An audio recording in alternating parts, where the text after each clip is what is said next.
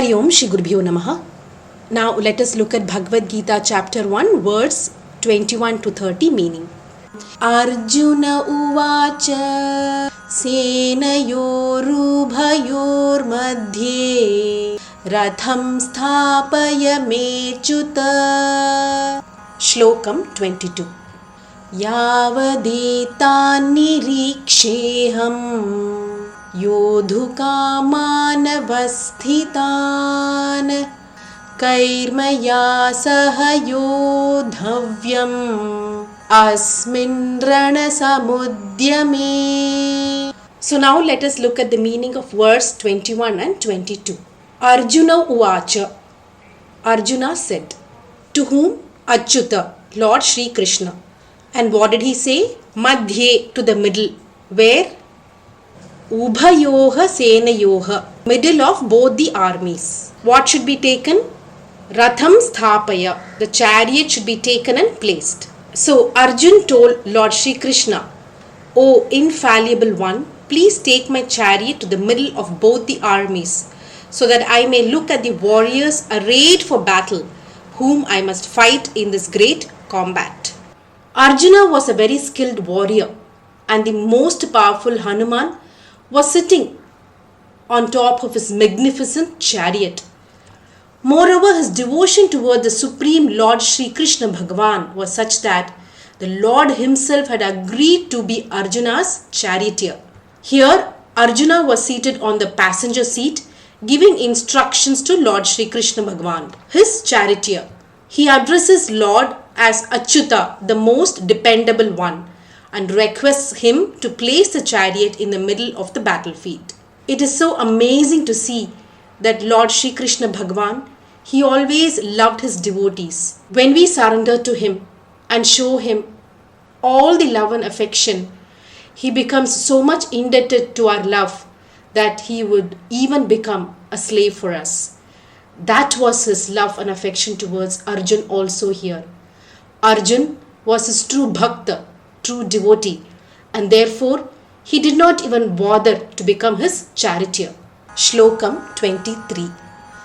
Yotsyamanana veksheham yayetetra samagataha dhartarashtrasya durbuddhehe Yuddhe priyachikirshavaha. Yotsyamanaan, those who have come here to fight. Avekshe aham, I desire to see.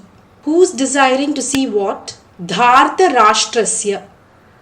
Arjuna is desiring to see Dhritarashtra's sons. Durbuddhehe yuddhe priyachikirshavaha. He wanted to see the evil-minded people who have come to fight on Kaurava's side in order to please Duryodhan. So Arjuna was actually fearless as the Supreme Lord Krishna was his charioteer. His outlook was that the Pandavas were legitimately entitled to half the kingdom of Hastinapur, but the wicked sons of Dhritarashtra, the Kauravas, had not agreed to share. Arjuna was ready for the battle, eager to get back what was rightfully hers and punish them for all their past wrongdoings. His request therefore for the chariot is to be placed in the middle of the battlefield so that he can take a closer look at the Kaurava army. Arjuna wanted to see all those who had taken the side of injustice. He wanted to punish them equally as they had chosen to be on the wrong side. None of them would be spared. Shlokam 24. Sanjayu uvacha Yeva mukto hrishikesho gudakeshena bharata senayorubhayor madhye thapayitva rathottamam. Sanjaya uvacha. Sanjaya told. What did he say? He said, O Dhritarashtra, having thus been addressed by Arjun, the conqueror of sleep, Shri Krishna then drew the magnificent chariot between the two armies. Here Dhritarashtra is being addressed as Bharata by Sanjaya, which means, O descendant of the great king of Bharat. Shlokam 25. भीष्मद्रोणप्रमुखतः सर्वेषां च महीक्षिताम् उवाच Partha पश्येतान् समवेतान् कुरुनिति. Bhishma, the grandsire Bhishma, Drona, Dronacharya, Pramukhatah, in the presence. In the presence of Bhishma and Dronacharya, who told what? Lord Shri Krishna, Uvacha, said to whom? Partha, which is Arjun, Sarvesham Samavetan Kuruniti. All of them are gathered. Who are gathered? The descendants of the Kuru dynasty. So, in the presence of Bhishma, Dronacharya, and all other kings, Lord Shri Krishna said, O Partha, behold these Kurus gathered here. In this verse, Shri Krishna addresses Arjuna as Partha, son of Pritha, another name for his mother Kunti. And then he pointed at all the warriors like Bhishma, Drona, and other kings on the Kaurava side, and deliberately used the word Kuru to address them. It was to remind Arjuna that both Kauravas and Pandavas were all descendants of the great king Kuru. Therefore, the enemy he was so eager to kill was actually his own family and relatives. The omniscient Lord Shri Krishna Bhagavan, he was only sowing the seed of delusion in Arjuna's mind, only to eliminate it later. He was preparing the ground for the gospel he was about to preach, the Bhagavad Gita, which would benefit the future generations in the age of Kali. Shlokam 26. Tatra pashyat sthitan parthaha pitrunatha pitamahan acharyan matulan bhratrun putran pautran sakhims tatha. Tatra, there. Apashyat, saw. Who saw what? Parthaha, Arjun. What did he see? Pitrin, Pitamahan, Acharyan, Matulan. They are all his teachers, grandfathers, fathers, brothers, everybody he saw. So there Arjun could see stationed in both the armies his fathers, grandfathers, teachers, maternal uncles, brothers, cousins, sons, nephews, grandnephews, friends, fathers-in-law and well-wishers. Shlokam 27.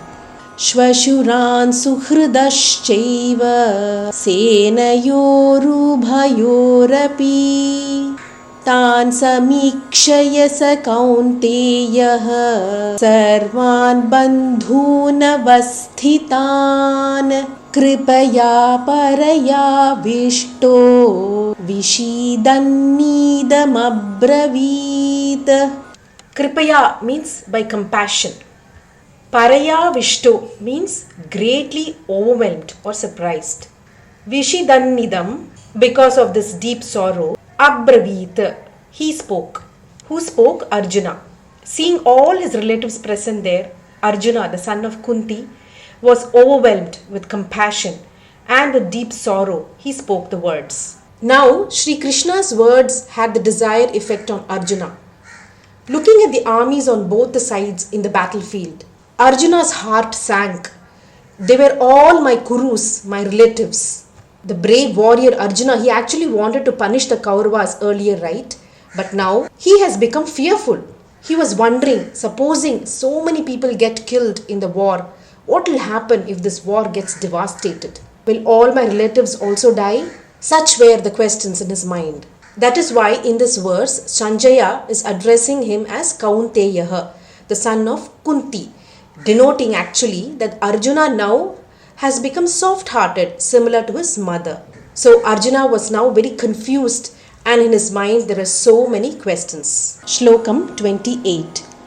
Arjuna uvacha drishtveemam swajanam Krishna yuyutsam samupasthitam.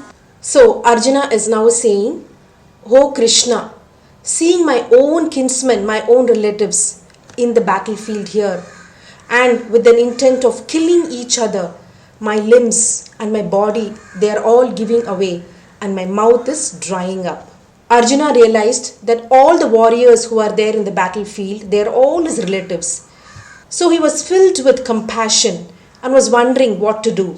The cause for these sentiments was because he had attachment toward his bodily relatives. He became forgetful of his spiritual existence, that he was not just a body. He forgot that we are more than just a physical body. Our eternal souls are beyond life and death, tangled in the various attachments of the material world.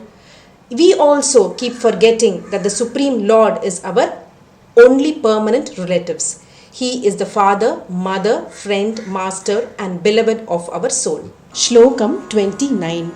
सीदन्ति मम गात्राणि मुखं च परिशुष्यति वेपथुश्च शरीरे मे रोमहर्षश्च जायते. श्लोकं 30.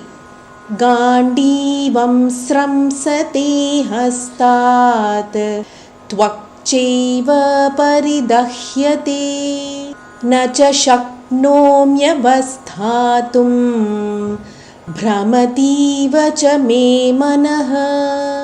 Sharire is on the body. What is happening throughout the body for Arjuna? Vepatushcha, the body is shuddering. Roma harshascha, which means that the bodily hair is standing erect. Jayate, meaning all this is happening. Gandivam is Arjuna's bow. What is happening to Arjuna's bow? Sramsate, which means that the bow is slipping.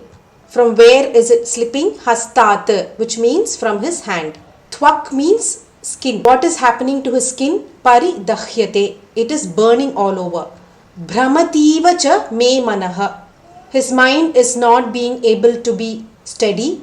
It is not remaining steady and it is going all over the place. So in this verse, Arjuna is saying that his whole body is shuddering and his hair is standing on the end over his skin. His bow, the Gandivam, is slipping from his hand and his skin is also burning all over. His mind is also whirling and it is so confused. He is not able to hold himself steady any longer. So Arjuna being in this confused state, what is going to happen? We will see in the coming verses.